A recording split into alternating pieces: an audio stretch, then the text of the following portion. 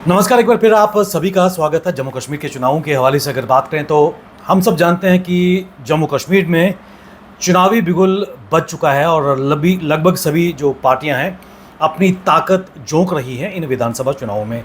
ऐसे में हम सब जानते हैं कि नेशनल कॉन्फ्रेंस ने अपने 32 उम्मीदवारों की, या माने कि दूसरे चरण में 32 और पहले में 19 उम्मीदवारों की घोषणा तो कर दी थी, तो कुल मिलाकर अपने कोटे से 51 उम्मीदवार नेशनल कॉन्फ्रेंस ने घोषित कर दी हैं।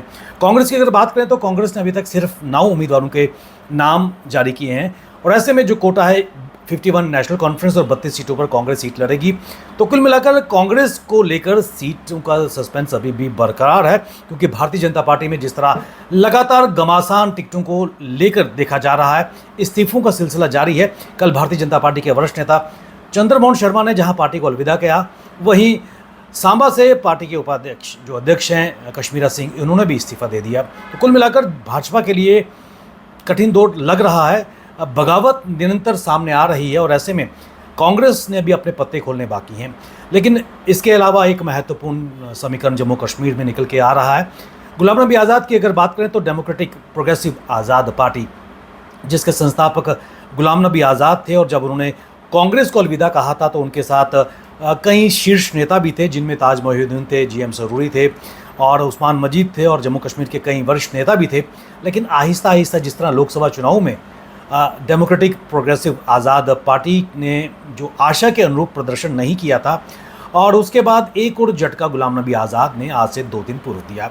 गुलाम नबी आज़ाद ने एक ऑफिशियल स्टेटमेंट जारी की, जिसमें उन्होंने कहा था कि 25 अगस्त को उनकी सेहत ठीक नहीं थी, चेस्ट में प्रॉब्लम थी, उसके बाद उनको एम्स में दाखिल किया गया और वहाँ पर 2 दिन रहने के बाद डॉक्टरों ने उन्हें 2 हफ्ते तक किसी भी प्रकार की एग्जर्शन से मना किया है। और उन्होंने तब ये ऑफिशियल स्टेटमेंट में कहा था कि वो अपने उम्मीदवारों के पक्ष में, यानी कि डेमोक्रेटिक प्रोग्रेसिव आज़ाद पार्टी के उम्मीदवारों के पक्ष में चुनावी रैलियाँ नहीं करेंगे। और साथ ही साथ उन्होंने ये भी कहा था कि अगर उम्मीदवार चाहते हैं तो वो अपना नाम वापस ले सकते हैं। कल 30 अगस्त थी और कल नामांकन, जो पहले चरण की नॉमिनेशन थी, उसको लेने की आखिरी तिथि थी। और ऐसे में डेमोक्रेटिक प्रोग्रेसिव आज़ाद पार्टी के लिए एक और झटका लगा है। गुलाम नबी आज़ाद के अब जो असेंबली इलेक्शंस हैं, इसमें कैंपेनिंग नहीं करने के बाद डीपीएपी के जो 10 उम्मीदवार थे जिन्होंने नामांकन पत्र दाखिल किए थे, उनमें से 4 प्रत्याशियों ने अपने नाम वापस ले लिए हैं। एक बड़ी खबर जम्मू कश्मीर के हवाले से, खासकर हम चिनाब खित्ते की अगर बात करें, जो गुलाम नबी आज़ाद का गढ़ था, क्योंकि पूर्व मुख्यमंत्री जम्मू कश्मीर के रह चुके हैं, वहाँ से 10 प्रत्याशियों में से 4 डीपीएपी के प्रत्याशियों ने अपना नाम वापस ले लिया है और डोडा, रामबन और किश्तवाड़ क्षेत्र से ये उम्मीदवार हैं। तो ऐसे में सिर्फ अब्दुल मजीद वानी ही इकलौते ऐसे पूर्व मंत्री हैं जो इस वक्त डेमोक्रेटिक प्रोग्रेसिव आज़ाद पार्टी का झंडा थामे आगे बढ़ रहे हैं।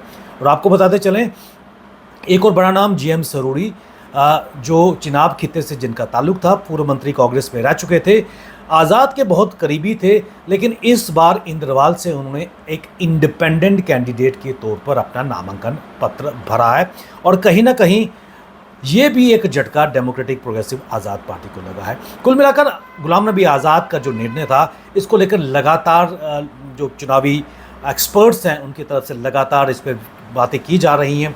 कईयों का ये मानना था कि आज़ाद को इस चीज़ को डिस्क्लोज नहीं करना चाहिए था, क्योंकि पार्टी के जो वर्कर्स थे, पार्टी के जो कैडर्स थे, लगातार उनका मनोबल उनके इस निर्णय से डाउन हुआ है।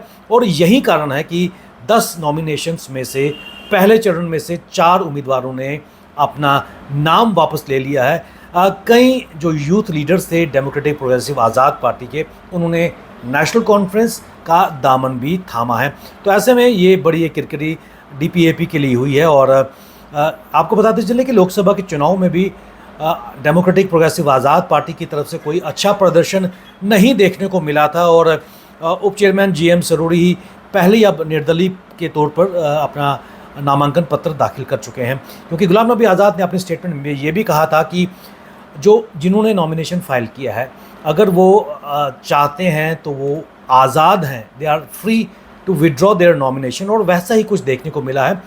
पहले चरण की नामांकन वापस लेने की कल आखिरी तिथि थी। और आपको बताते चलें कि कल के बाद अब जम्मू कश्मीर विधानसभा की जो 24 सीटें हैं पहले चरण की, जिनके लिए जो मतदान है 18 सितंबर को होंगे, अब टोटल 219 उम्मीदवार ही मैदान में रह चुके हैं और कल के लास्ट दिन, जो अंतिम दिन की अगर बात करें, तो 25 उम्मीदवार चुनाव मैदान से हट चुके हैं।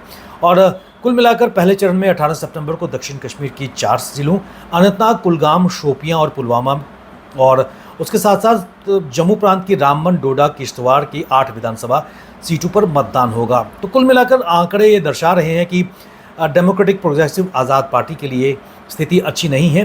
लेकिन अगर हम भाजपा की अगर बात करें, तो भाजपा भी लगातार बिखरता हुआ कुंभा नज़र आ रहे हैं। रिवोल्ट्स लगातार सामा में हो रही है। जम्मू ईस्ट की अगर बात करें, तो चंद्रमोहन शर्मा, जिनका 50 साल से ज़्यादा पार्टी के साथ जुड़ाव था, उन्होंने भी अलविदा कहा है पार्टी को। कटरा की अगर बात करें, श्री माता वैष्णो देवी कॉन्स्टिट्यूंसी की अगर बात करें, तो रोहित दुबे और उनके वर्कर्स में रोष है। छंब में लगातार रोष नज़र आ रहा है। तो ऐसे में क्या भारतीय जनता पार्टी एकजुट होकर सामने आ पाएगी, ये देखने वाली बात है।